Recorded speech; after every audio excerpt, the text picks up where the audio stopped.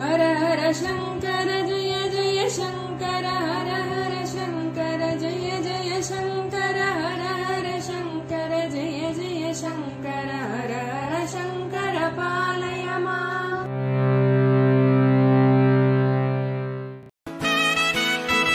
Mahasankara matrimony மிகவும் மேம்படுத்தப்பட்ட online திருமணப்பதிவு இணையதளம். இந்த இணையதளத்தில் பதிவு செய்வது மிகவும் எளிது. பதிவு செய்யுங்கள், பிறகென்ன கெட்டிமேளம்தான். உங்களுடன் நாங்கள், உங்களுக்காகவே நாங்கள். விவரங்களுக்கு தொடர்பு கொள்ளுங்கள்.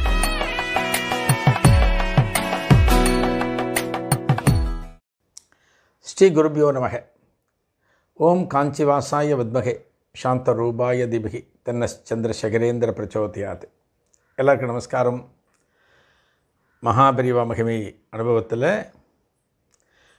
கற்பகம் வெங்கடகிருஷ்ணன் அந்த அம்மாவை பற்றி பார்க்குறோம்.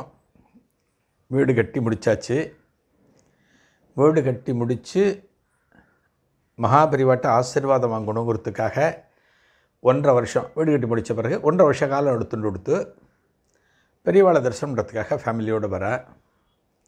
பெரியவாளுக்கு குடும்பத்தில் இருக்கிற அத்தனை பேரும் நமஸ்காரம் பண்ணுற. பெரியவா வீடு கட்டி முடித்தாச்சு உங்கள் ஆசீர்வாதத்தில் அப்படிங்கிற. பெரியவா சிரிச்சுட்டே அவளுக்கு ஆசீர்வாதம் பண்ணிவிட்டு அடுத்து கேட்குறாளாம், என்ன இது பாருங்க, நம்ம மேலே யார் அக்கறை வச்சுருக்கிறவா அப்படிங்கிறத நம்ம கூட பழகிற போது நம்மளால் கண்டுபிடிக்க முடியும். நம்ம மேலே அக்கறை யார் வச்சுருக்க முடியும்? ஒரு குடும்பத்தில் கணவன் மனைவி மேலே அக்கறை வச்சுருக்கலாம். மனைவி ஒரு மாதிரி என்னடி ஒரு மாதிரி நடக்கிற, காலுக்கு என்ன ஒன்றும் இல்லைல்ல அப்படிமா. மனைவி கொஞ்சம் யூஸ்வலாக கார்த்தால் ஒரு 6 மணிக்கு எழுந்திருக்கிற மனைவி 6:30 மணிக்கு எழுந்த, என்னம்மா உடம்பு சௌகரியமாக இருக்குல்ல, ஒன்றும் இல்லைல்ல, தலைவலி ஒன்றும் இல்லைல்ல அப்படின்னு கவலையோடு கேட்பான். இந்த கவலை, இந்த அக்கறை எல்லாருக்கும் இருக்குன்னு சொல்ல முடியுமா? அந்த காலத்தில் கிடையாது, கிடையாது. அவன் எப்படி போனால் என்ன, நம்ம வாழ்க்கை என்ன பண்ண போகிறோம்? இதுதான் யதார்த்தம், இதுதான் உண்மை. இப்படித்தான் இந்த காலம் ஓடிக்கொண்டிருக்கிறது. நம்மளோட வாழ்க்கை நல்லபடியாக போகணும், நமக்கு எந்த கஷ்டமும் வரக்கூடாது அப்படின்னா குருநாதருடைய அனுகிரகம் நமக்கு வேண்டும். இப்போ இந்த அம்மா வீடு கட்டி முடித்தாச்சு, பெரியவா உங்கள் ஆசீர்வாதத்தில் முடித்தாச்சுன்னு தகவல் சொல்ல வந்தாங்க. அப்படியா, சந்தோஷம் சொல்லி பெரியவா அனுப்பிச்சுடலாம். ஆனால் பெரியவா அனுப்பலை. என்ன தெரியுமா கேட்குறாராம், கடன் ஏதானு வாங்கி கட்டினியா, வீடு கட்டுறதுக்கு கடன் ஏதானு வெளியில் வாங்கினியா அப்படின்னு கேட்குறேன். எந்த அளவுக்கு அந்த குடும்பத்தினர் மேலே ஒரு அக்கறை இருந்தால் மகாபரிவா இப்படி ஒரு கேள்வியை கேட்க முடியும். வீடு கட்டக்கூடிய பெரும்பாலானவர்கள் கடன் வாங்காமல் இந்த காலத்தில் கட்ட முடியாது. ஆரம்பத்தில் வீடு கட்ட ஆரம்பிக்கிற போது அது எப்படி ஆரம்பிக்கும்? ரொம்ப சின்னதாக ஆரம்பிக்கும். ஒரு 10,000 ரூபா, 20,000 ரூபா, 40,000 ரூபா தேவை அப்படின்னு ஆரம்பித்து போகும். அதெல்லாம் சமாளிச்சிடலாம். கொஞ்சம் வீட்டு வேலை விகரசாக நடக்கிறப்ப திடீர்னு வீடு கட்டுற அந்த மேஸ்திரியோ அந்த பில்டரோ கேட்பார், சார் ஒரு 1.5 லட்சம் ரூபா நாளைக்கு கார்த்தால் 10 மணிக்குள்ளே வேணும் சார் அப்படின்பேன். இதெல்லாம் அனுபவப்பட்டவளுக்கு மட்டும்தான் தெரியும். வீடு கட்டி அந்த கஷ்டத்தில் இருந்தவளுக்கு தான் தெரியும். நமக்கு பெரட்டி கொடுத்தாகணும், இல்லாட்டினா போயிடுவார். அந்த ஆட்கள் வேற எங்கேன்னு போயிடுவான், வேலைக்கு போயிடுவாங்க. நம்ம வீடு அப்படியே நிற்கும். ஆக கடன் இல்லாமல் வீடு கட்ட முடியாது.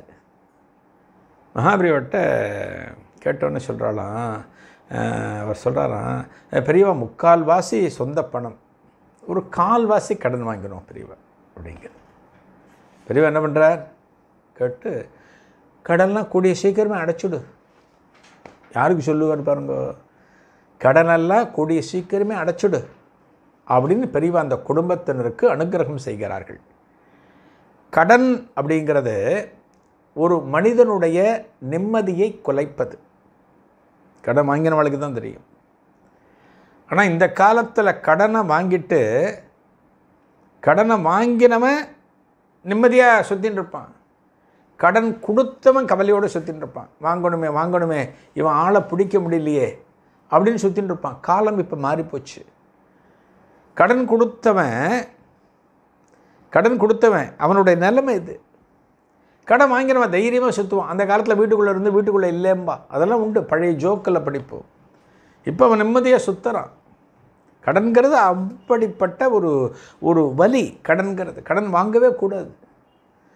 பெரியவர் சொல்லக்கூடிய சீக்கிரம் கடன் அடைச்சிடுங்கோ அப்படிங்கிற சந்தோஷமாக நமஸ்காரம் மட்டும் போயாச்சு. வருஷங்கள் ஓடுறது. காலப்போக்கில் இவ குடும்பத்தினருடைய அபிவிருத்திக்காக, குடும்பத்தினர்கள் இருக்கணுங்கிறதுக்காக 1 மாடி 2 மாடியெல்லாம் கட்டியாச்சு. அந்த இடத்துல கட்டியாச்சு. பெரியவாட்ட போகவே இல்லை. 20 வருஷம் போகிறது தான் நம்ம வேலை. 20 வருஷம் போகிறது. அதாவது 70 ஆரம்பித்தது, 70 போனது, 1990 பெரியவா தரிசனத்துக்கு போகிறாங்க. எதேச்சியாக போய் பெரியவா தரிசனமாகி பெரியவாளுக்கு நமஸ்காரம் பண்ணுறப்ப இந்த குடும்பத்தினர்களை பார்த்துட்டு மகாபிரியவை கேட்கிறாராம், அந்த வீடு கட்டுறப்ப கால்வாசி கடன் சொன்னையே, அந்த கடன்லாம் அடைச்சிட்டியா அப்படின்னு கேட்கிறாராம். எத்தனை வருஷம் கழிச்சு? 20 வருஷம் கழிச்சு. அந்த குடும்பத்தினர்கள், கற்பகம் வெங்கடகிருஷ்ணன் குடும்பத்தினர்கள் கண்களில் ஜலம் கசிகிறது. யார் இதை ஞாபகம் வச்சு நம்ம மேலே அன்போட இப்படிப்பட்ட ஒரு கேள்வியை கேட்க முடியும்? கடன்லாம் அடைச்சிட்டிய, இப்போ நிம்மதியாக இருக்கிய, சௌக்கியமாக இருக்கிய அப்படிங்கிறத யார் கேட்க முடியும்? இன்றைக்கி நம்ம சந்தோஷமாக இருக்கோம் அப்படின்னா அது அக்கம்பக்கத்தில் இருக்கிறவா பெருமையாக பார்ப்பாளா? நமது உறவினர்கள், நமது நண்பர்கள் நம்மளை சந்தோஷமாக பார்ப்பாளா? பர்சன்டேஜ் இருக்குது. சில நண்பர்கள், சில உறவினர்கள், சில அக்கம்பக்கத்துக்காரர்கள் வேணால் சந்தோஷமாக இருக்கலாம். ஆனால் பலர் நம்மளை எப்படி பார்ப்பா? ஒரு எரிச்சலோட, ஒரு பொறாமையோட. பார்த்தியா எப்படி வீடு கட்டிட்டான், என்னம்மா கடன் அடைச்சிட்டான், எப்படி சம்பாதிக்கிறான்னே தெரியல அப்படிங்கிறதெல்லாம் நம்ம இன்றைக்கி கேள்விப்படுகிறோம். ஆனால் இந்த மகான் கேட்கிறார், கடனை அடைச்சுட்டியான்னு கேட்கிறார். இந்த குடும்பத்தில் இருக்கிறவா கற்பகம் வெங்கடகிருஷ்ணன் அவள்லாம் என்ன சொல்கிறா? பெரியவாளுக்கு நமஸ்காரம் பண்ணி, பெரியவா நாங்கள் கடனை அப்போவே அடைச்சிட்டோம் பெரியவா, நாங்கள் ரொம்ப நிம்மதியாக இருக்கோம், ரொம்ப சந்தோஷமாக இருக்கோம், உங்களோட ஆசீர்வாதத்தோடு இருக்கோம் பெரியவான்னு சொன்ன உடனே பெரியவா ஒரு புன்னகையோடு அவர்களுக்கு பிரசாதம் தந்து அனுகிரகிக்கிறார்கள். நம்ம மேலே யார் கவலையை வச்சுருக்க முடியும், யார் அன்பை வச்சுருக்க முடியும்? அந்த கவலைகளை துரத்துவதற்கு உண்டான ஒரு உபாயம் யாருன்னா அம்மான்னு சொல்லுவோம், நமது பெற்றோர்கள்னு சொல்லுவோம். ஒரு பொண்ணு கவலையோட முகத்தை பார்த்து சொல்லுவோம், அம்மா என்னடி கவலையாக வந்திருக்க, ஆற்றுல எதான்னு பிரச்சனையா, ஆற்றுக்காரரோட எதான்னு சண்டையா அப்படின்பா அம்மா கேட்ப. அதே போல் குருநாதர் பாருங்க, கடன் வாங்கி கட்டக்கூடாது, என்னுடைய பக்தன் அவன், கடன் வாங்கக்கூடாது அப்படின்னு மகாபிரிவா சொல்கிறாருன்னா எப்பேற்பட்ட குருநாதர். அப்பேற்பட்ட குருநாதர் நமக்கு கிடைச்சிருக்கிறதுக்கு நாமெல்லாம் புண்ணியம் செய்திருக்க வேண்டும். அடுத்த நிகழ்வில் ஒரு புதிய அனுபவத்தை காணலாம். நன்றி, வணக்கம்.